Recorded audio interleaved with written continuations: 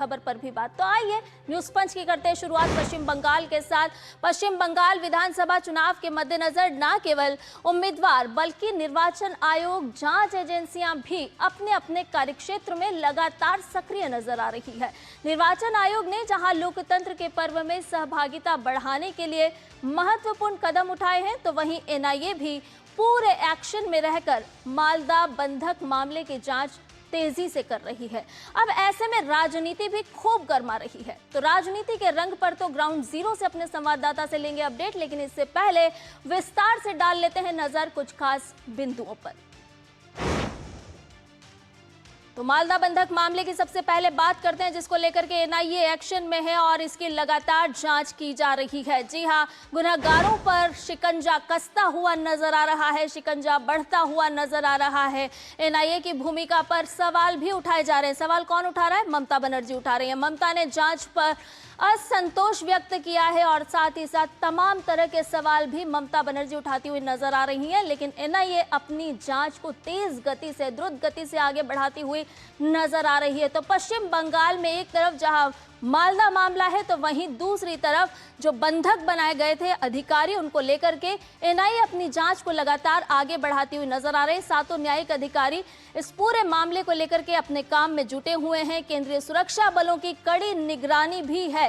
जी हां, पश्चिम बंगाल के हाल अगर आपको बताएं तो केंद्रीय सुरक्षा बलों को लेकर के जिस तरह से सक्रियता नजर आ रही है, मालदा बंधक मामले की जांच हो रही है और एनआईए पूरी तरह से एक्शन मोड में नजर आ रही है। एनआईए पर हमलावर ममता बनर्जी होती हुई भी नजर आ रही है, क्योंकि एनआईए अपनी कार्रवाई को अंजाम दे रहा है, लेकिन ममता बनर्जी फिर अपना पैंतरा चलती हुई नजर आ रही हैं। अब एनआईए पर ममता बनर्जी ने मोर्चा खोल दिया है और हमलावर होती हुई नजर आ रही हैं। मानिकचक की सभा में बड़े आरोप भी ममता बनर्जी ने लगा डाले हैं। जी हां, किस तरह से जांच एजेंसियों को सवालिया निशान में खड़े कर रही हैं ममता बनर्जी, वो भी आपको बता रहे हैं, क्योंकि स्थानीय युवाओं पर को परेशान किया जा रहा है, ये बात ममता बनर्जी ने कही है। और साथ ही साथ उन्होंने ये भी कहा कि विरोध प्रतिरोध की इजाजत नहीं, दबाई जा रही है आवाज, उन्होंने ये बात भी कही। और साथ ही साथ 35 गिरफ्तारी जिला पुलिस ने की है, एनआईए ने नहीं की है, ये बात भी ममता बनर्जी कर रही हैं। तो तमाम तरह के सवाल उठा रही हैं ममता बनर्जी। और भी क्या कुछ कह रही हैं ममता बनर्जी, आपको सुनवाते हैं। যাদের কাছে নিজেরা যাবেন না, এই তো দেখলেন দুটো কমিউনাল পার্টি এসে যাদের ঘেরাও করলো, করে পালিয়ে গেল, আর মাঝখান থেকে স্থানীয় ছেলেমেয়েরা হ্যারাস হচ্ছে এনআইএর নাম করে। তারা 40 জন 50 জন লোকাল ছেলেমেয়েদের অ্যারেস্ট করছে। तो घेराव के मुद्दे पर भी कई बड़े सवाल उठाती हुई ममता बनर्जी, लेकिन इस बीच ममता सरकार पर हमलावर दिख रहे हैं शुवेंदु अधिकारी। इस पूरे मामले को लेकर के शुवेंदु अधिकारी ने क्या कुछ कहा है, वो भी आपको एक बार सुनवा देते हैं। टीएमसी गुंडा का पार्टी है, वो जितना भी मौलवादी, एक्सट्रीमिस्ट, देश विरोधी या संविधान विरोधी ताकत को संरक्षण देने का काम टीएमसी करता है। टीएमसी ने बहन ऑर्गेनाइजेशन सिमी का रिप्रेजेंटेटिव को राज्यसभा भेजा। टीएमसी ने पीएफआई का पैरेड में जो मार्च किया, फरक्का का एमएलए, उनको फिर दोबारा नॉमिनेशन दिया। जो धुलियान शामसरगंज में दंगा किया, हिंदू को घर छोड़ने के लिए मजबूर किया, उसको फिर नॉमिनेशन दिया। इसलिए इसका ये जो anti national, anti constitutional force है, इसका मिला भागत है। तो तीखे शब्दों में ममता बनर्जी की आलोचना करते हुए शुवेंदु अधिकारी, जिन्होंने साफ तौर पर कहा कि जिन लोगों को उम्मीदवारी दी गई है टीएमसी की तरफ से, उनका आचरण भी देखना चाहिए, क्योंकि लगातार जिस तरह से मालदा में हिंसा भड़की है, कहीं ना कहीं ये साफ तौर पर टीएमसी का चेहरा और चरित्र भी दर्शा रही है। आपको अब बता देते हैं कि इलेक्शन कमीशन यानी कि चुनाव आयोग किस तरह से एक्शन मोड में है, क्योंकि हमने आपको बताई एनआईए की बात, अब आपको बताते हैं इलेक्शन कमीशन के कदमों की बात, क्योंकि अब नहीं लगेगी भीड़। ऐसा हम क्यों कह रहे हैं? क्योंकि 4660 नए सहायक को मंजूरी दी गई है। ऐसे मतदान केंद्र बनाए जाएंगे जिनकी संख्या है 4660 और चुनाव आयोग ने बड़ा फैसला लिया है और इसे मंजूरी दी है। इसकी वजह क्या है? क्योंकि 1200 से ज्यादा मतदाता वाले क्षेत्रों में नए बूथ बने हैं और इतना ही नहीं 321 मतदान केंद्रों का स्थान बदला गया है। इस पूरी कवायद के पीछे लब्ध-लुअब यही है कि मतदाताओं को किसी तरह से कोई परेशानी ना हो और इलेक्शन कमीशन का जोर भी इस बात पर है कि पारदर्शी चुनाव संपन्न कराए जाएं, शांतिपूर्ण चुनाव संपन्न कराए जाएं और ज्यादा से ज्यादा मतदान का प्रतिशत भी बढ़े, ताकि लोकतंत्र का जो ये पर्व है, जो ये त्योहार है, इसमें बड़ी संख्या में मतदाता घरों से बाहर निकलें और अपने वोट का इस्तेमाल करें। अब कुल बूथों की अगर हम बात करें तो कुल बूथ संख्या हो गई है अब 85,379 और भीड़ कम, वोटिंग आसान, मतदाताओं की सुविधा, ये वो तमाम ऐसे बिंदु हैं जिनको ध्यान में रखते हुए चुनाव आयोग लगातार कदम बढ़ा रहा है। निष्पक्ष रूप से शांतिपूर्ण तरीके से चुनाव संपन्न कराने की तैयारी चुनाव आयोग लगातार करता हुआ नजर आ रहा है और उसी कड़ी में एक और कदम आगे बढ़ाया गया है। अब चुनाव आयोग की सख्ती का भी रुख कर लेते हैं और आपको बताते हैं कि चुनाव आयोग किन किन मामलों को लेकर के, किन किन बातों को लेकर के सख्त रुख भी अख्तियार कर रहा है। दरअसल पश्चिम बंगाल के अधिकारियों को ऑर्डर मिला है कि भय मुक्त मतदान कराए जाएं। आपको नंबर वाइज बताते हैं कि किन बिंदुओं पर चुनाव आयोग का लगातार फोकस है और उनको लेकर के चुनाव आयोग सक्रिय भी नजर आ रहा है। चुनावी मैदान के राज्यों में हिंसा रहित चुनाव संपन्न हो। पश्चिम बंगाल में खास तौर पर इस बात पर फोकस है कि किसी तरह से हिंसा ना भड़के और मतदाता भय मुक्त होकर के बाहर निकलें और अपना मतदान करें। अब धमकियों का दौर भी नहीं चलेगा। एक बार फिर सख्त रुख अपनाया है चुनाव आयोग ने और कहा है कि जिस तरह से धमकी दी जा रही है तो वो नहीं चल पाएगी और लालच प्रलोभन पर भी साफ तौर पर रोक लगाई गई है इलेक्शन कमीशन की तरफ से, चुनाव आयोग की तरफ से। इतना ही नहीं, फर्जी वोटिंग पर भी खास तरह से फोकस किया गया है क्योंकि जो मतदान है वो पारदर्शी तरीके से संपन्न होने चाहिए। किसी तरह से फर्जी वोटिंग नहीं होनी चाहिए, बूथ जैमिंग नहीं होनी चाहिए।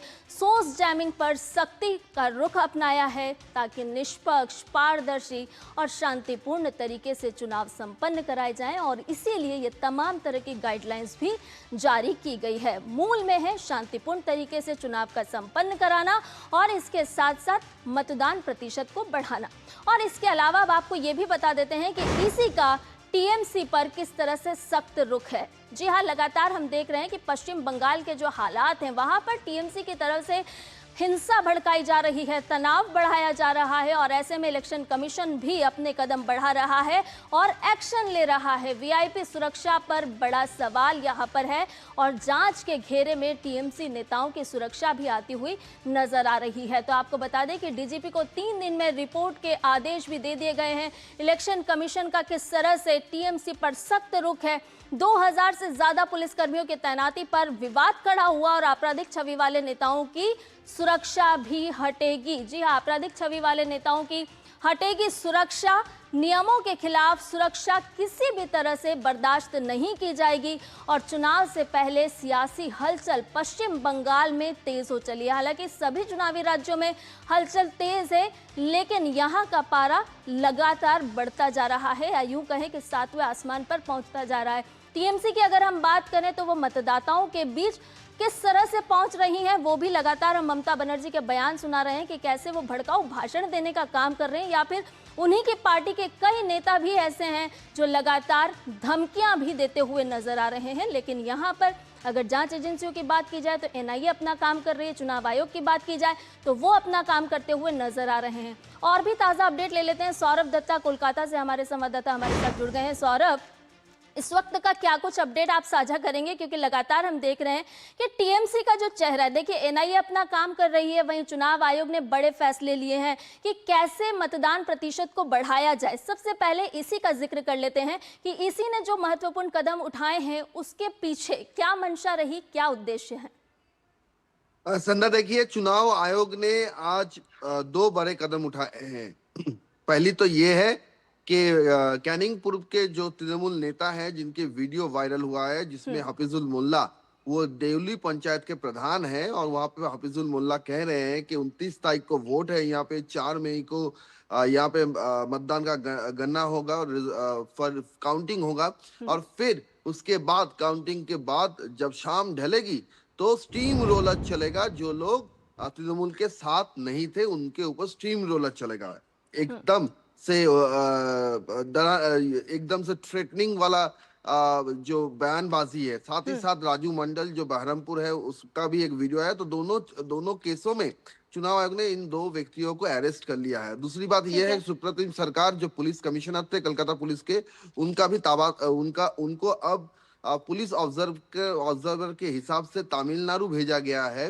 उनका पोस्टिंग वहां पे किया गया है। इस बात को सामने रखकर कि वो पुलिस कमिश्नर भले नहीं थे लेकिन फिर भी इन्फ्लुएंशियल थे और प्रभाव विस्तार कर रहे थे अपने जो जूनियर ऑफिसर है उनके ऊपर। और इसी बीच आप जानते हैं भवानीपुर में शुभेंदु अधिकारी का जो नामांकन पर्व था वहां पर भी रैलीज में कुछ डिस्टरबेंस हुआ था, जिसके चलते लाल बाजार के दो डिप्टी कमिश्नर को शोकॉज किया गया है।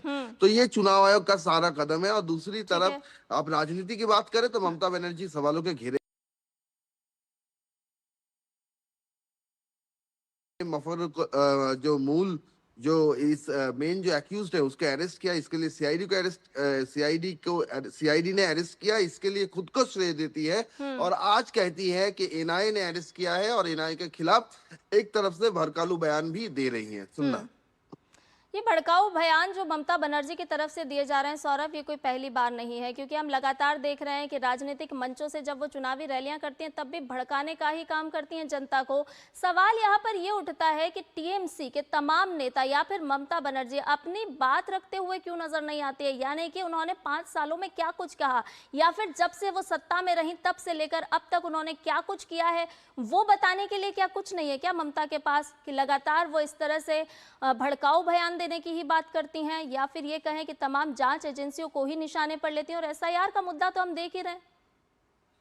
संध्या देखिए, 15 सालों में इतने सारे सवाल है इस सरकार के खिलाफ, ममता बनर्जी के सरकार के खिलाफ, कि उनके पास अभी इसको काउंटर करने के अलावा और कोई रास्ता चारा नहीं बचा है। क्योंकि पहली बात तो ये है कि चाहे वो शिक्षक भर्ती घोटाला हो, चाहे वो राशन का घोटाला हो या फिर आवास का घोटाला हो, एक एक के बाद एक घोटाला है। महिला सुरक्षा का जो इशू है वो सारे विषय है।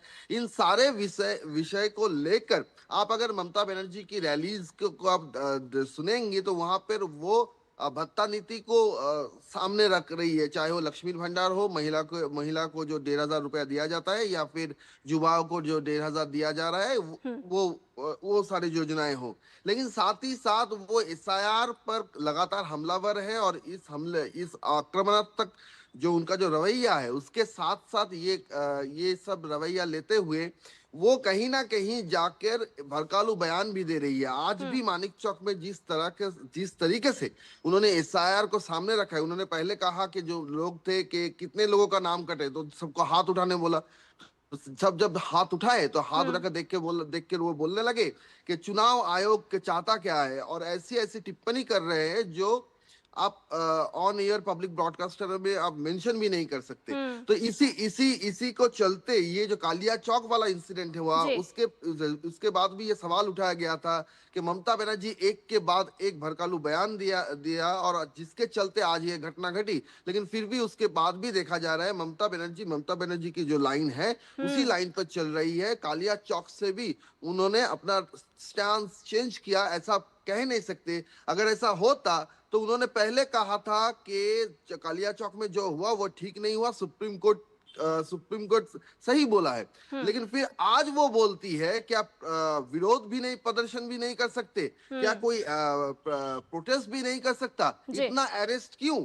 अरे अरेस्ट तो स्टेट पुलिस ने किया है। अरेस्ट एनआईए जब जांच का भार लिया तब एनआईए ने एक भी अरेस्ट किया भी नहीं था।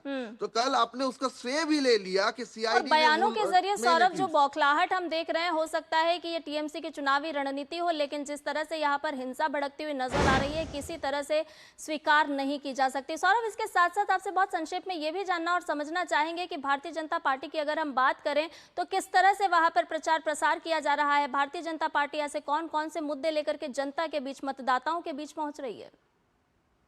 देखिए, गृह मंत्री अमित शाह ने जो चार्जशीट पेश किया था वही भारतीय जनता पार्टी का अभी मुद्दा है। वो जो 14 जो पॉइंट था, शिक्षक घोटाला, उद्योगहीनता, महिलाओं की सुरक्षा, स्वास्थ्य व्यवस्था, यहाँ पे घुसपैठिया का जो मुद्दा है, यही सारे मुद्दे को लेकर भाजपा के जो जो कार्यकर्ता है वो जनता के बीच जा रही है। और भाजपा का दावा है कि इस बार जनता भी भाजपा के हर एक मुद्दे से सहमत है। और आज भी दिलीप घोष का नामांकन है खड़गपुर में, जहां से वो खड़े हुए हैं, वहां पर भी काफी लोगों का जमायत हुआ। उसको देखकर शुभेंदु अधिकारी का, दिलीप घोष का कहना है कि इस बार जो परिवर्तन का नारा दिया गया है वो सफल होकर रहेगा। चलिए, बहुत बहुत शुक्रिया सौरभ, तमाम जानकारी हमसे साझा करने के लिए। और आइए अब रुक कर लेते हैं हमारी